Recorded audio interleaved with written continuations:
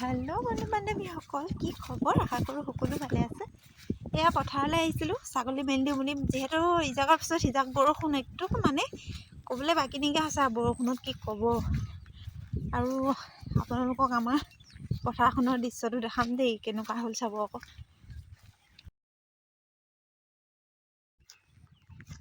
এই ইয়াত দেখিছেনি, গোটেইখন পানী পানী হৈ গ'ল। মানে বৰষুণ একেৰাহে যিহেতু দি আছে, বানপানীয়ে হ'ল বুলি ক'ব লাগিব।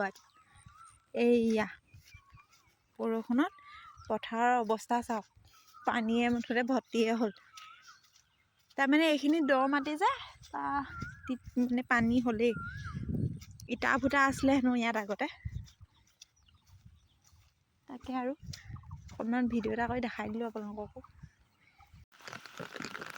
এইয়া দেখিছেনি, আহিছিলোঁ হা, বৰষুণ পেলালেই আকৌ। যেনে তেনে ঘৰ পাবগৈ লাগে আৰু।